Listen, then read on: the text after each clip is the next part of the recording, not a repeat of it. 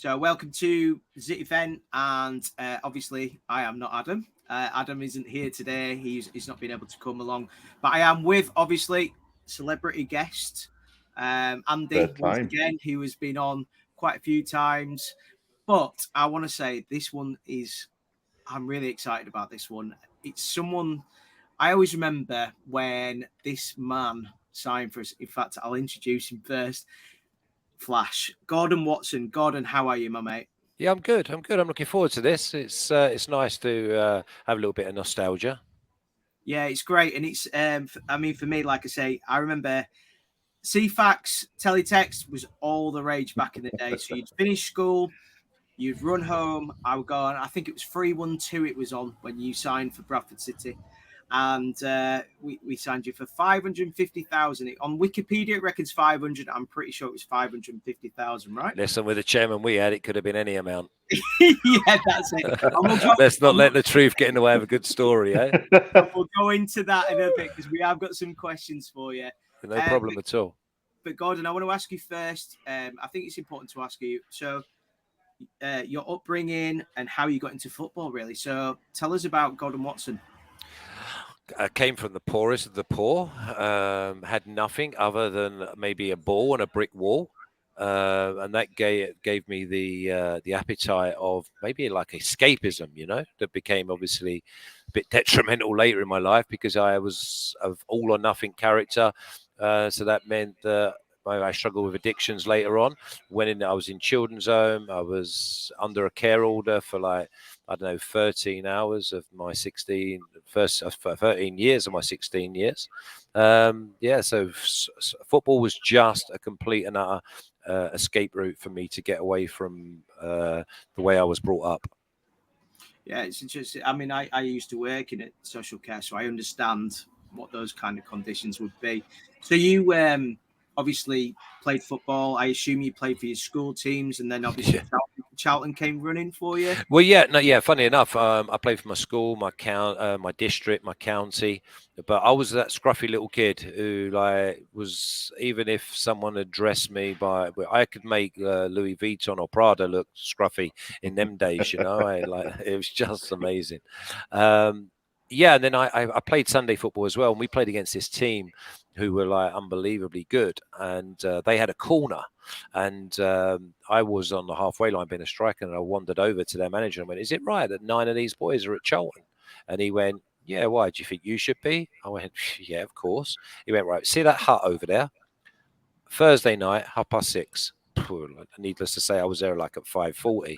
It was 3 or 4 miles from my home, but I ran all the way. I used to run to and from training. So as a young kid, I was nothing was going to get in my way. And then once I got there, I was 14, schoolboys, then apprenticeship, and then went through to the first team at Charlton. And then I went to Sheffield Wednesday, and what an opportunity that was.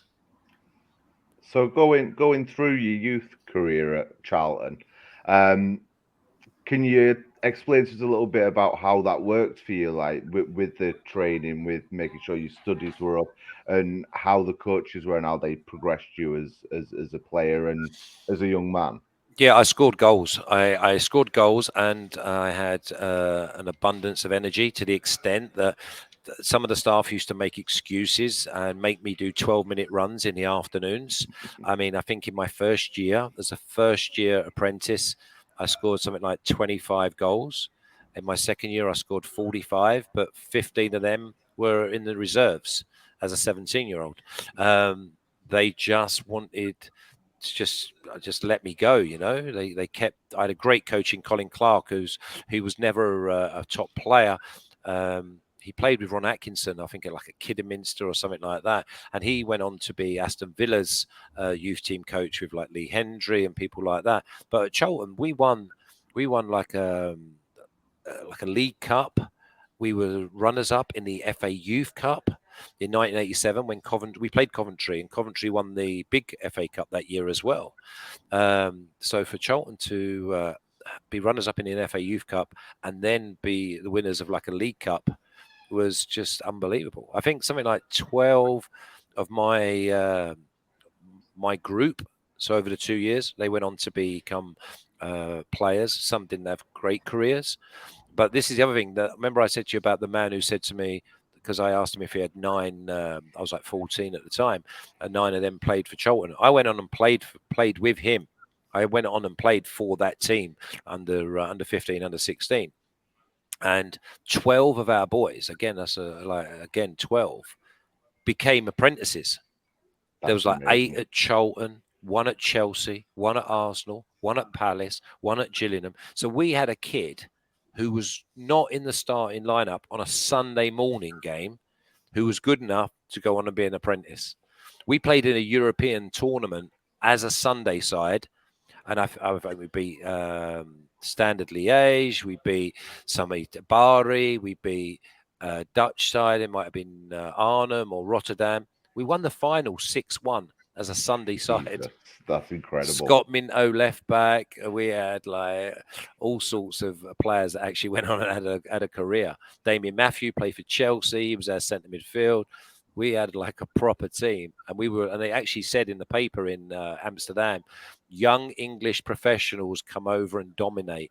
And we weren't. We was a Sunday side. That's incredible. That is absolutely incredible. And then obviously you broke into the Charlton team. And then, I mean, I still think this is incredible. And I'd like to know your thoughts on this. You were £1 million player in the 90s. That's incredible. Money well spent, though. I'd like to say that. You know, the good thing was I went from Charlton to Sheffield Wednesday at the age of 19 under Ron Atkinson, and it just coincided with the best 4 years of Sheffield Wednesday's history. Yes. Not like just a good spell. 91 to 95 was the best 4 years of Sheffield Wednesday. I mean, we won the cup as a league, as a championship side now, although it was Division 2 then. We came third in like the Premier League, although it was the last year of the first division. We were in two cup finals in the same year of 93. We played in Europe. We had a prop. Oh, it was an unbelievable squad. I mean, weren't they both? No, the FA Cup was a replay, wasn't it, as well, back in the Yeah, we got done on a Thursday night. And I mean, that was a really strange feeling because I was always going to stay down because obviously I didn't get to see my family much because obviously I was in Sheffield. And we didn't kick off till like 8:20 or something because there was an accident on the M1. So the Sheffield Wednesday fans, and by the way, when Sheffield Wednesday travelled, they travelled. They could have filled up Wembley on their own. So we didn't start till like 8:20. And then it went to extra time. Looked like penalties, and then Woodsy threw one in like the 120th minute. Incredible. Yeah, crazy times. I always remember as well, was it Morrow who he scored a goal and someone took him on? That was in the Coca-Cola I think it was Coca-Cola. Yeah, it was Coca-Cola back then. Yeah, he went over. I think he went over Tony Adams, and he completely dislocated his arm and elbow and shoulder. Never played again, I don't think, as well. Did he not? Or he certainly didn't play much after that. Okay. No. He was, he was pretty bad. So then, so you had some great times at Sheffield Wednesday, and then you obviously moved to Southampton. So how did that all come about? Well, it was funny because I was in a nightclub in Sheffield. There's a shock, but I was there when I was having a drink with Alan Ball, and it was me, Chris Waddle, maybe Des Walker, and Alan Ball, and Alan Ball said, "I'm going to buy you one day," and I went, "Yeah, talk is cheap," and he went, "Yeah, money buys houses." Anyway, he then, about 6 months later, he then bought me. But I actually handed a transfer request in at Sheffield Wednesday because I just felt that I was getting a bit out of hand with my discipline. Basically, I was out 8 nights a week. I was like, it was too easy because Sheffield had become like the party capital near enough of Europe. You think we had Sheffield Wednesday and Sheffield United both playing top flight. We had the Crucible. We had some of the best music venues anywhere. We had like the rugby, the ice skating, Don Valley, the Olympic, like the athletics. We then had the Hallam Arena. So it was just a party city that as a young lad, I was like a kid in a candy store, you know. And how did you end up? Obviously, you put in the transfer request, but how did you handle that, and how did the club handle you being that way? No, I was honest, and I wrote a letter to both the chairman and the manager, and they both said, "Who wrote this for you?" And I went, "Well, I'm not stupid. I can write." You know what I mean? And I was honest, saying that I needed to take stock. I needed to basically start again. and almost get away from Sheffield because it was just too easy. I've been there 4 years. I was 19, and by the age of 23, I'd already played like maybe nearly 100 games at top flight. But I was getting by because my teammates were great, and I was in a great side, and it was just I needed to get away, you know. And but funnily enough, I think it was 3 or 4 days after I put the transfer request in, the Alan Ball came in, and I don't know if you know that if you hand your transfer request in, you lose all your signing on bonuses and things like that. And Bawley's, but if you don't ask for a transfer request and they sell you, you get all of that. And Bawley went, "Why did you put a transfer request in?" He said, "I told you I was going to buy you like 6 months before." I went, "Yeah, okay, yeah. If I like, we pissed up in Josie's or something." So you've shown massive self-awareness at what is still a young age there, which is pretty impressive. So moving on, then you ended up in Southampton. Yeah. Graham Souness is the gaffer. What's he No, like? Bawley was my gaffer. Bawley. Sorry. Originally, Originally, that's my bad. But so what was it like then, transitioning from what is this party capital to little old Southampton by the sea? Well, I mean, again, it was one of those where I'd had the mindset of I'm going to do everything right. So basically, for the first 3 months, I was going to stay obviously in a hotel. I was going to eat right, not go out. And this was March. So obviously, I had the right 3 months. Because March, April, May, then the season finishes, and we had a job to do because when I went there, we were third from bottom. Funnily enough, Bradford were third from bottom when I signed for Bradford. And we ended up finishing 10th in the Premier League that year. Good young side. I think Bawley had like maybe 8 or 9 under 21 internationals that were now 23, 24. So we were a good side. But then Bawley left. And this is another thing that's happened to me throughout my career. Is I signed for Sheffield Wednesday for Ron Atkinson. And he, in like January, he left in the May. I signed for Bawley in the March, and he left in the May and went to Man City. And then Dave Merrington took over, who was one of the best youth team managers there's been. He's brought in through, I mean, we'd be here all day, but both the Wallaces and Shearer and Letitia and Benali and Madison, Widrington, all of the players that actually went on and had careers. And there's more than that. Davis, I'm doing them a disservice, not even mentioning them. But he was not a first team manager because he was almost like a parole officer. Do you know what I mean? He was like one of those disciplinarians who got the best out of it. He turned boys into men at a very young age. But then when you go and start talking to experienced players, and I mean, we had Bruce Grobbler, Matt Letiz, Ken Moncal, we had a load of experience in there as well. It was never going to work because you cannot rule under fear when you've got experienced players who have done so much more than you. And we stayed up on the last day of the season from being 10th the year before. And I think, I'll tell you the biggest way to explain it is Matt Letitia scored 30 goals the season before under Bawley because we all had such an understanding and an affinity to each other. The next year he was top scorer with 7. Yeah. Because the new manager coming in no longer gave Tiz a free role, or if he did give him a free role, he put 2 banks of 4 behind him. Whereas Bawley just let us play, let him play the way he wanted. And if he was out of position, we would fill in. But the other way was 2 banks of 4 and let Tiz have a free role. But it didn't work because he never got the support that he needed higher up the pitch. Yeah, it's funny because I was listening to Quickly Kevin, and there's an interview with Matt Letiz, and he used to say about the fact that he'd go to McDonald's and he wouldn't just order one breakfast. He'd order 2 or 3. They gave him a gold card. McDonald's gave him a gold card.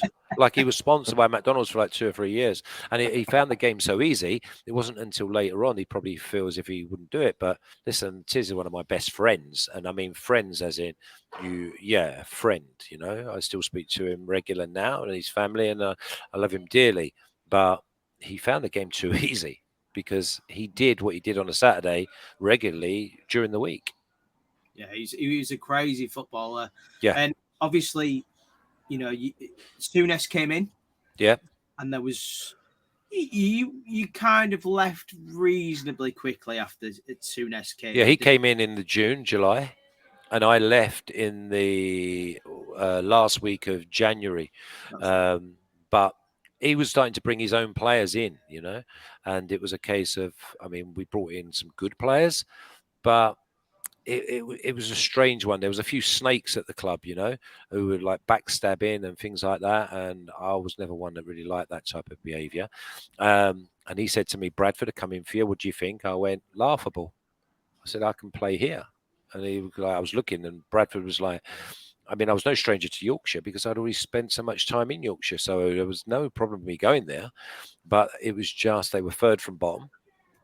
Obviously, Wad was there, and he was my teammate at Sheffield Wednesday. And I knew some other boys who were there. And Nicky Moen. Nicky Moen was a schoolboy at Charlton when I was 14. So I knew Nicky. And there were some other good names. So again, and then in the end, I said, I'll speak to them. And then when the chairman said that if I help them stay up, then he would let me go back to the Premier League, I saw it almost as a permanent loan, if you know what I mean. They bought me, but obviously if I did the job that I knew I could do, because in my eyes, I could score goals in the Premier League. So to go and play in the, as it is, Championship now, and almost be better than the players you had. I mean, you had Adinho and Robert Steiner and players like that, and no disrespect to them, they were huff and puff players, Yeah, I completely agree. And so obviously Chris Kamara was the manager at the time. Yeah. As you said, you felt like you were on a season, well, a half a season loan. Yeah. Obviously to us, City fans, I mean, it was very different. We saw you as, going to be the. I'll be honest, we probably thought that you were going to be the man that saves us from relegation, takes us a little bit further up the Championship. But I'd be interested. How did you find Cammy? It was great. Capital was, because basically he had asked around. He was looking for someone to score goals, and I was never ever going to be everyone's flavour of the month because I was a bit mad, I was totally mad. But I scored goals, and he was one of them characters who didn't give a monkeys. He said, if he scores goals for me, I'm going to have him. And luckily enough, I got off to a great start by earning us 3 points at home to Port Vale and scoring a good goal. What a goal that was. Great goal. You're giving yourself a disservice there. Great goal.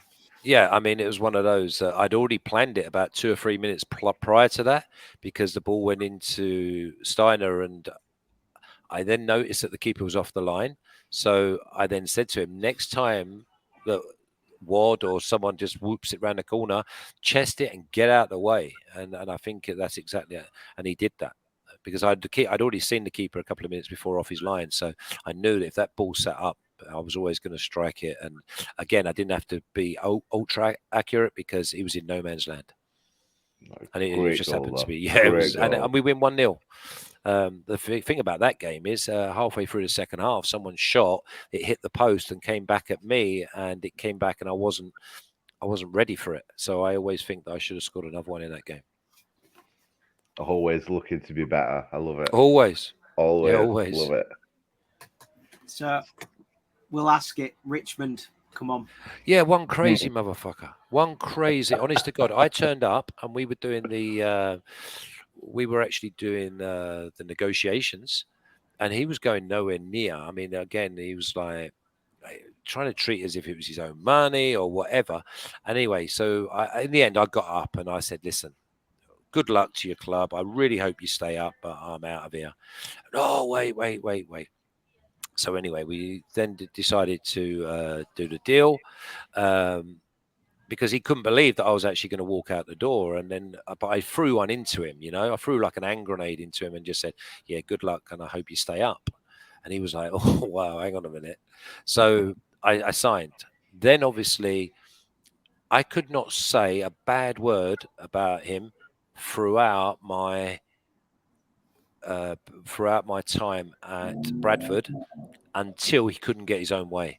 At the very, very, very end. He was unbelievable to me. If I told you that when I had my broken leg, I used to have my foot up on his desk, smoking his Marlboro Lights, having an egg and bacon sandwich and chatting to him about absolutely anything and everything. And everything was like, I was like almost like a son to him. And then he turned pear-shaped on me once I'd been successful in court. And then when we came back and we looked like we was going to go and obviously, and then we got promoted to the Premier League. And by the way, he needed to give himself a shake because not in his wildest dreams could he believe that he could do that, you know. But the squad that he and Jagger had assembled, the culture, the feel good of us going to training every day. You talk about chalk and cheese. Look at that squad that when I signed, and look at the squad when they got promoted. It was unbelievable. So anyway, the bottom line was we got promoted. My contract was running out. And because I just had the payout, he basically wanted me to give him X amount of pounds, which was 100 grand. And if I gave him 100 grand in cash, he would then give me a contract worth 100 grand. And I'm like looking at him going, are you mad? So basically I'm paying for my own contract and it's less, far less than I'm on already. And we've just been promoted to the Premier League. So I got up and said, you keep your money and I'll keep mine, which looking back was, it weren't a nice situation, you know. But what I did was, because I'd had such a great time at Bradford, my friends, the city was buzzing, I didn't want to put a pin in that balloon. So I went and spoke to like the Telegraph and Argos or whoever else it was, Yorkshire Post, and just said, I don't feel as if I'm fit enough to do myself justice. So I'm going to have to leave. But prior to that, I'd already spoke to Jamie, who we were really close, Jamie Lawrence, and said, Jamie, whatever I say, do not believe a word of it. This is the real facts. And he knew, you know. But again, I mean, again, I know that Jeffrey Richmond turned on me completely because he said that I was scum of the earth. He said this and that, but he never let the truth get in the way of a protection of him, you know. And then he blamed me for him buying Benito Carboni and giving him. So imagine, I'm already in the side. I'm already affiliated to the club. I'm already ready to go and play in the Premier League.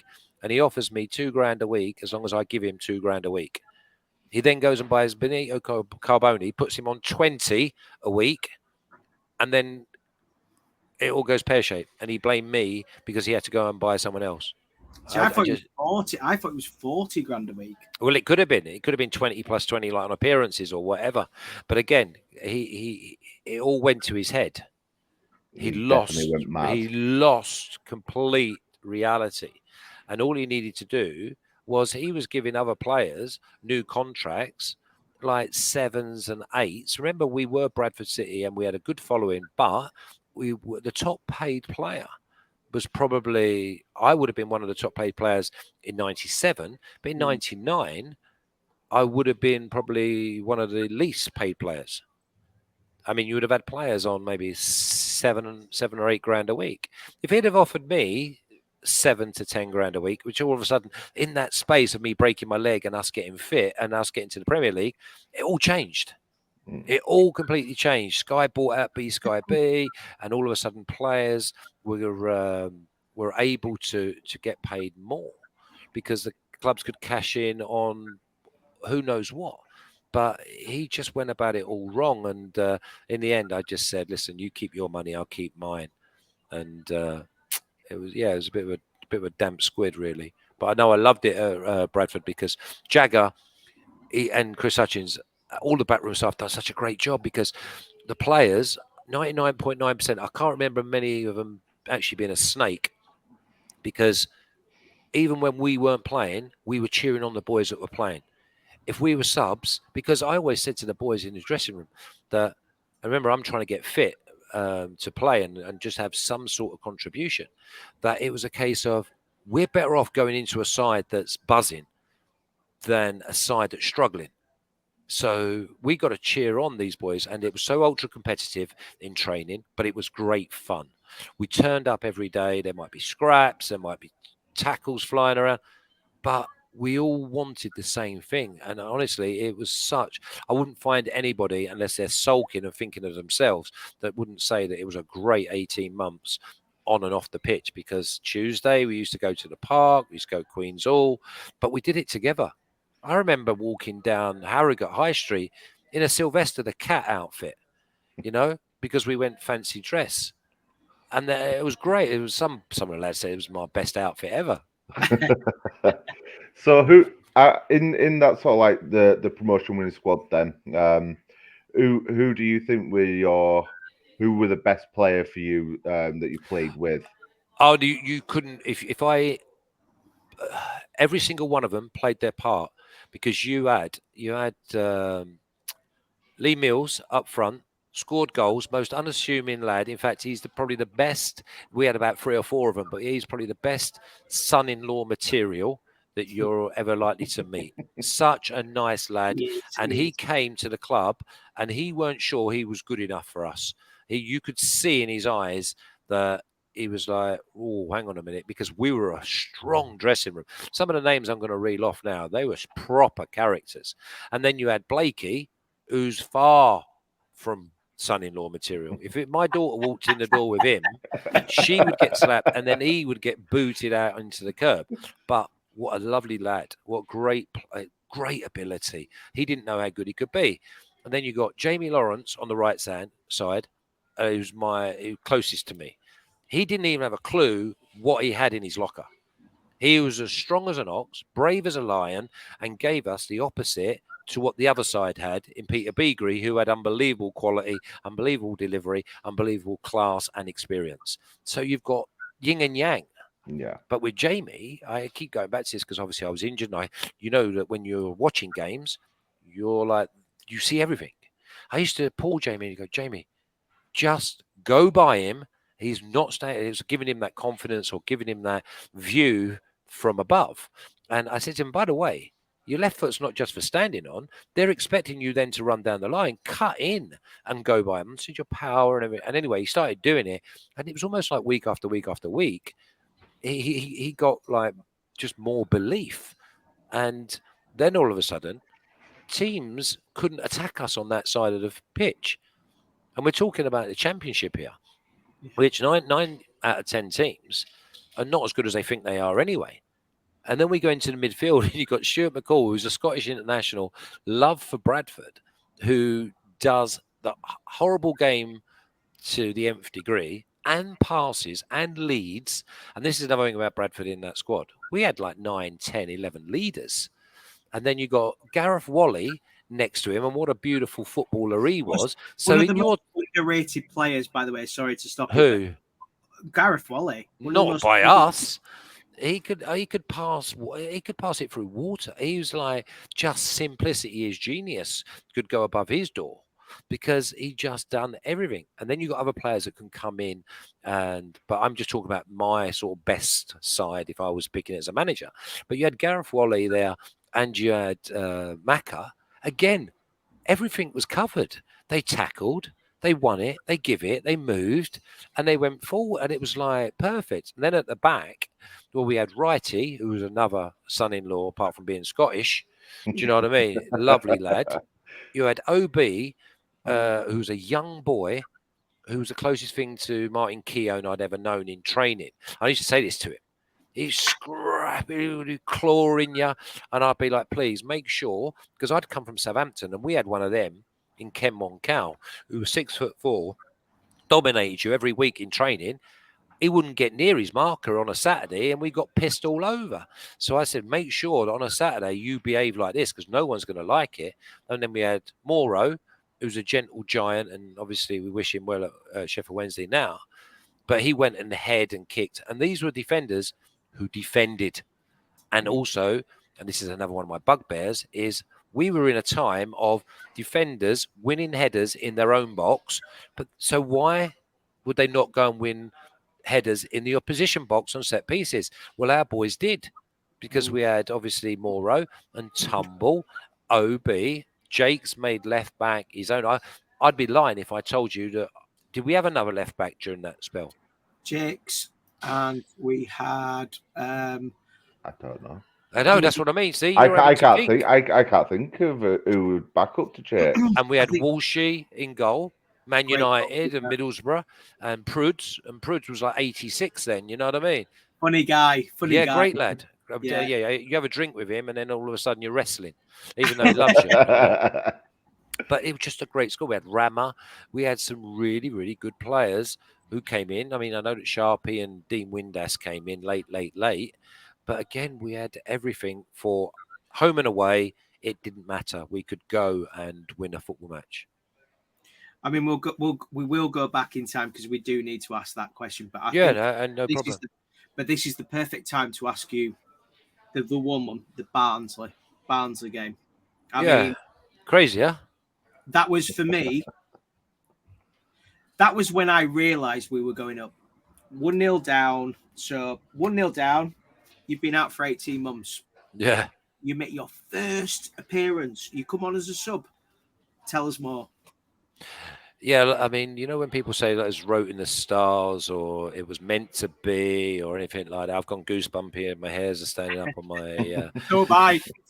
Exactly. It's very strange because it was 1-0. It was a hot day. It was a local derby, and they'd gone down to 10 men. We were starting to get on top, and I just was itching to get out there.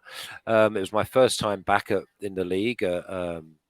See, I always Valley Parade. You know what I mean? I know it has all these other names, but for me, It's it always was. Valley Parade. It's always Yeah, gonna be. exactly. I don't even know. I don't even take notice of some of these other names because they change so often. So anyway, it was my first time back at Valley Parade, and obviously the new stand is up, and it was packed, and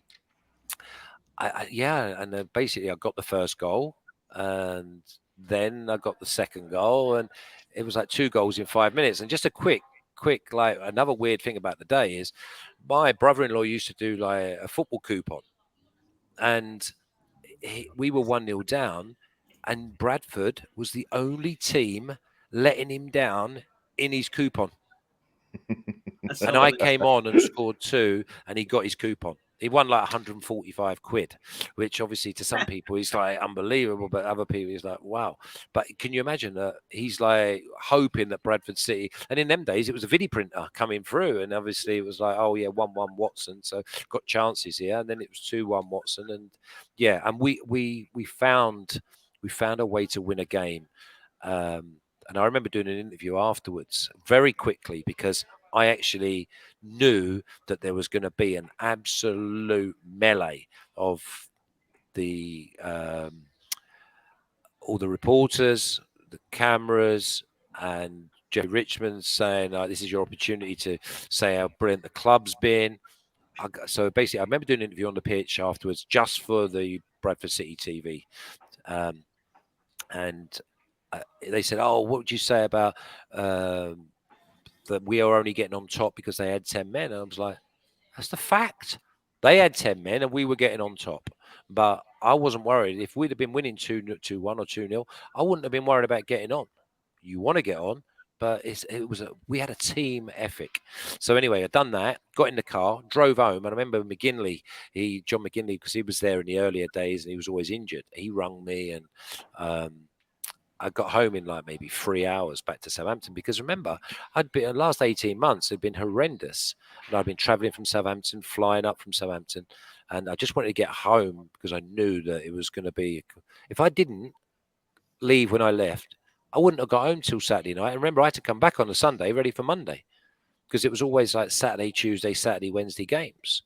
So for me, I just jumped in my car, got away from all of the nonsense, because the bottom line was, yeah, I scored 2, but we actually had won the game, and we were playing well up to that, before that point, but not getting points. And we did. I don't think we looked back after that. As a squad of players, we did not look back, and we got some important wins elsewhere as well. Funnily enough, Barnsley away. Yeah, it was like, I mean, I think you're selling yourself a bit short there, because I think the 2 goals were, I've never seen a crowd go as crazy when that second. No, it was bonkers. You're 1-0 down. You're against a local rival. Someone comes on who you feel has been hard done by for 18 months. It's almost like I'm coming on to give hope. You could not have wrote that. No. You could not have wrote that. I mean, it's like, like if you were a kid and you're like 9-year-old and the teacher says to you, okay, write a story.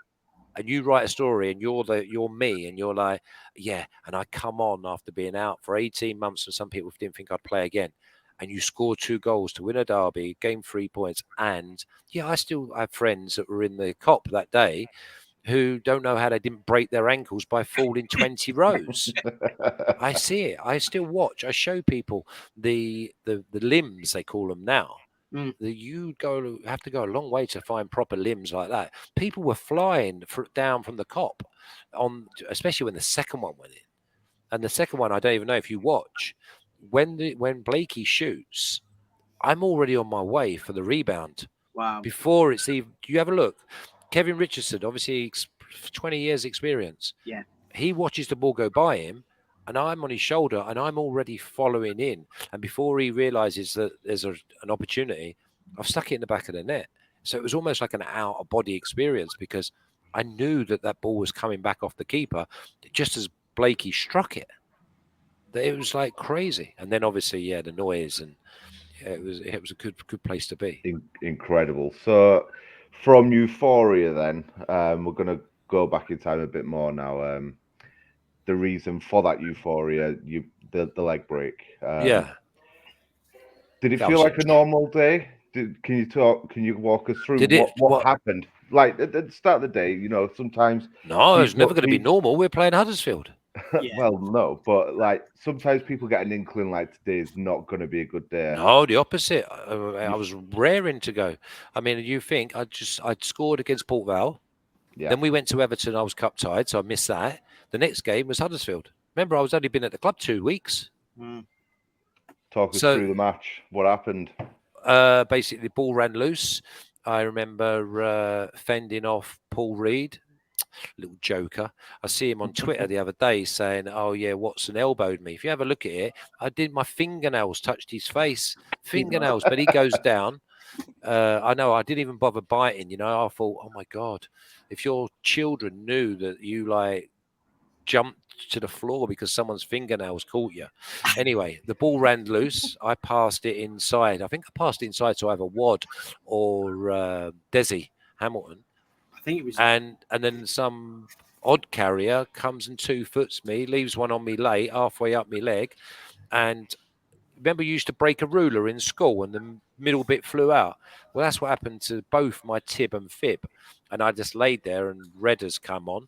I went, Redders, my leg's gone, mate. Let's just get me out of here. And he's like looking at me thinking, my God, you're talking like we just down the pub. And I stayed so calm straight away because I knew I was in trouble. I was laying there and I tried to lift my leg, and from knee down, I had no control, obviously, because they were severed.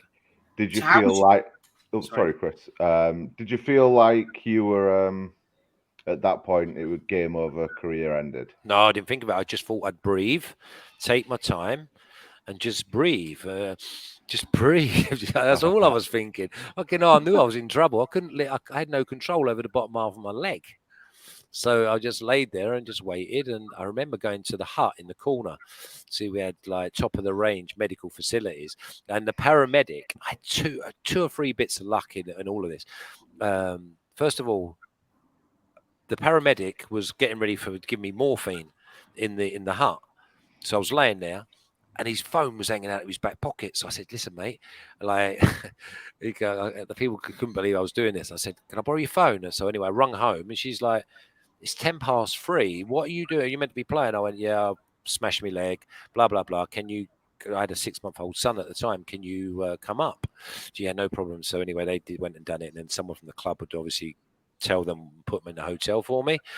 And then the number one orthopedic surgeon in the country, he's honorary president for both Huddersfield and Bradford. So he was at the game, Steve Bolland. So he left after like 5-6 minutes downstairs, looked at me and said, right, we'll meet him at the Yorkshire Clinic. He operated on me before the game had finished.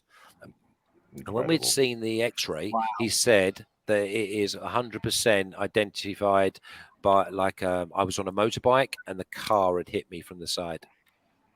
And do you know what the worst thing about all this, and you'll agree with me, Flash? Yellow card. I know, yeah. Poor old referee, because he said he was too close to the incident. And remember, it's like a local derby, you know. So again, and probably a red card, he wouldn't want to be giving that so early on in a local derby.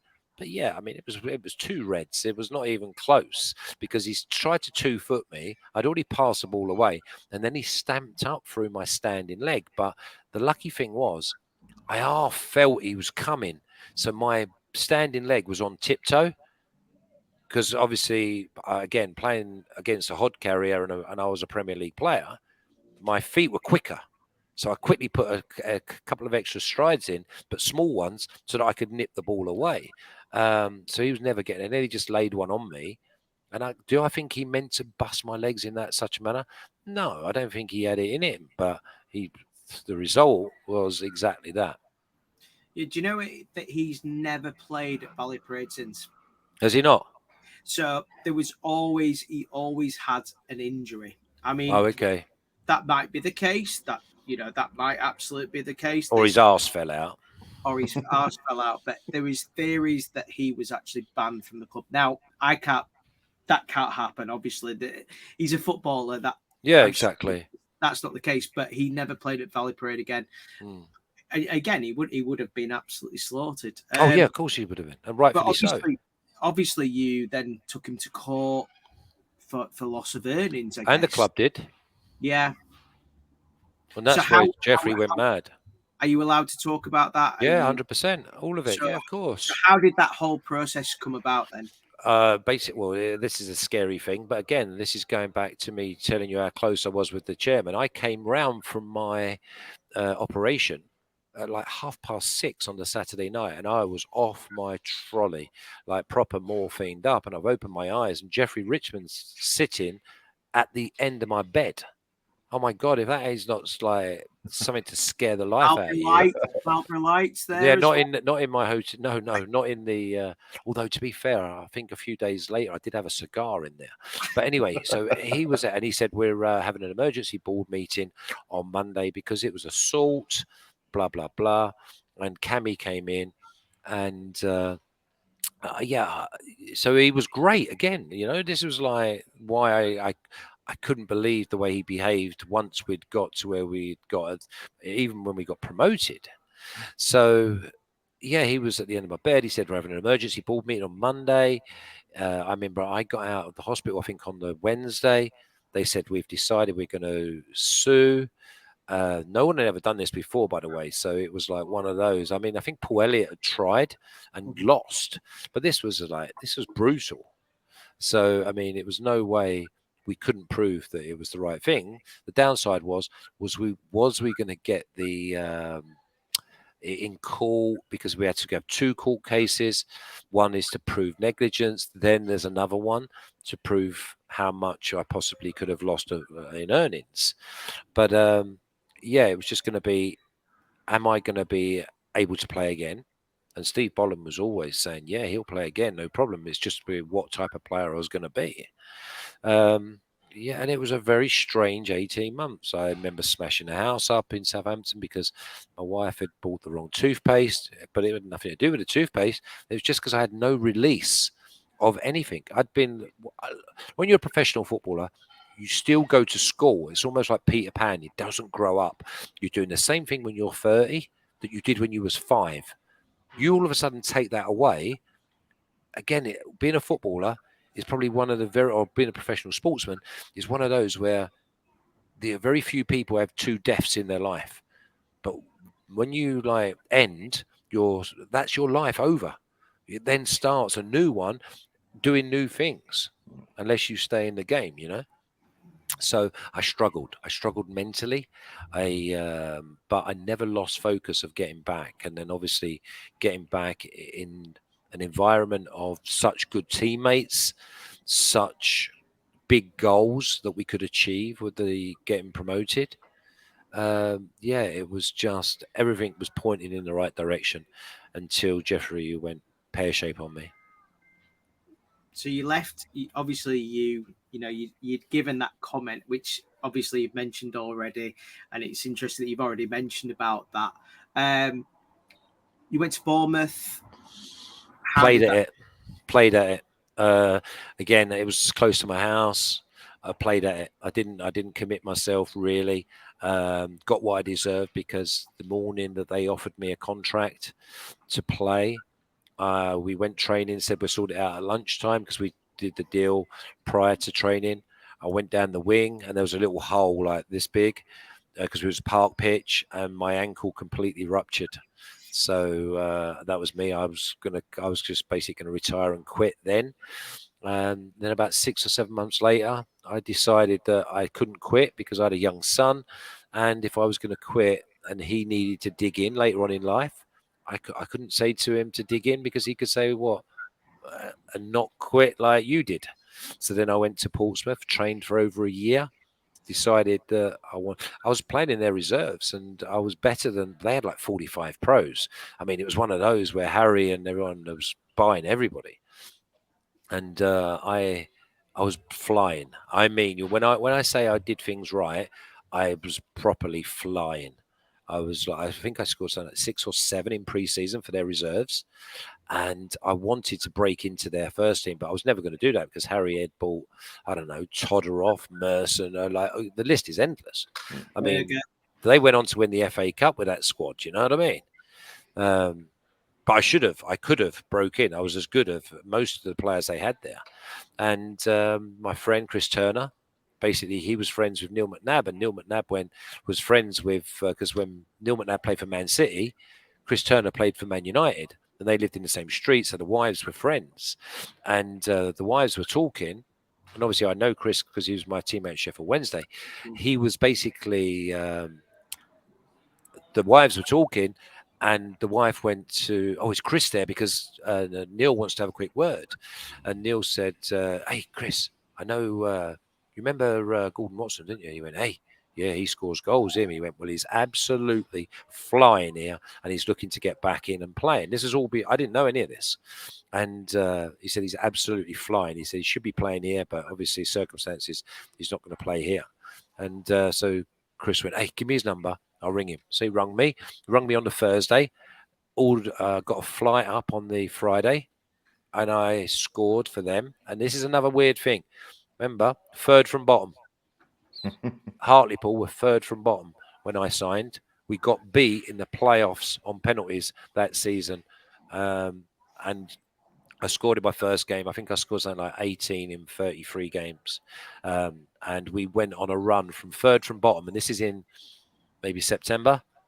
And yeah, we got beat on penalties in the playoffs. And in the next season, I signed another year for them. I put on the door of our training ground, and the training ground was owned by the college, Durham. And I didn't know it was owned. I thought it was owned by us. I had a clue. We rented it. But I wrote on the changing room door, champions, 99. No, was it 2001, 2002, or 2002, 2003? And then big felt tip. So the boys mentally, when they turned up every single day, they saw that we were going to be champions of League Two. And the only 2 times that we weren't top were New Year's Day or Boxing Day and the last day of the season. We came runners up and got promoted. So did you? So obviously, your career finished after that. Did you never fancy going into management? Yeah, I didn't want to do my badges though because I'd started doing my badges and I was getting told how, like, you got to do it like this. You got to do it. It's like almost like when you was taught how to drive a car like this, and you cannot do this. But it doesn't matter once you've driven or once you've passed your test, you can drive like how you like. As long as you're safe. I just didn't buy into it. And also, I'm an all or nothing individual. My life would have gone mental 24/7. I wouldn't never have slept. Think preparations and everything. I did actually get back in the game under Nigel Pearson at Leicester because I was scouting coordinator. Yeah. I loved that. I wanted to ask you about that as well, to be fair. Yeah, but there was some frustrations there because I was actually very good at spotting players and holes in other teams, but we didn't have the money. So I was spotting players for us to go and purchase, putting them on the list. And by the way, the scouting setup that we had at Leicester was nothing short of top draw, obviously, because they went on and won the Premier League under that scouting system because we put the players into them. Although we weren't there, everyone says that Ranieri he came and basically he was a tinker man. He was a tinker man who didn't tinker with that squad and the way they played because Nigel had already done everything. It was just perfect. But anyway, we left, and I never really want. I want to get back and play or be involved in football with people I trust. And the amount of people I trust in football is there's too many snakes and too many want to get one over on you, smile at you, but are happy to stab you in the back, and that's never been my bag.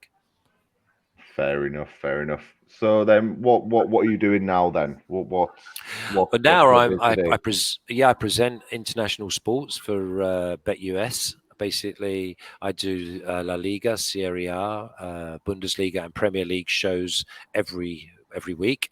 I do the Champions League, Europa League. Basically, I get some guests on, and we go through the games and look at the best angles. And I do the Premier League and the Europa League.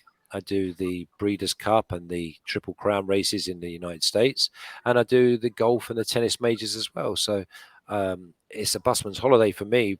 Love to talk, love to have a laugh. Sportsman's like dream, because my job is to make sure that I watch sports.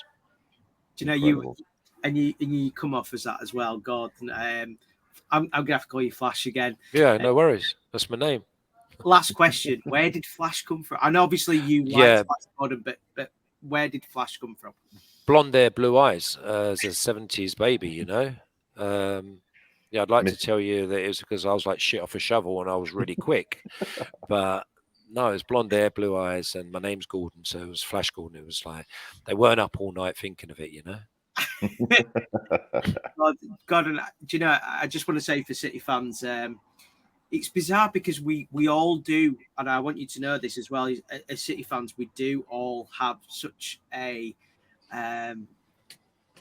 rapport for you, and it's crazy to say that because you only played 21 games and got 5 goals, but you are someone. They were good goals, though.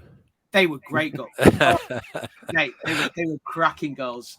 But we do appreciate it as City fans, and I want to thank you, and I'm sure Andy will do it as well, and for your time today. And this has been great. I've really enjoyed this, and hopefully you guys as well, City fans. It's a bit of nostalgia. I contacted Flash probably about a week ago, straight on it. More than happy to do it, and thank you very much, Flash. Oh, and listen, it's typical Yorkshire hospitality, you know. It just goes on and on and on. And listen, I loved my time in Yorkshire, whether it was West Yorkshire, whether it was South Yorkshire. But again, you become like a family member.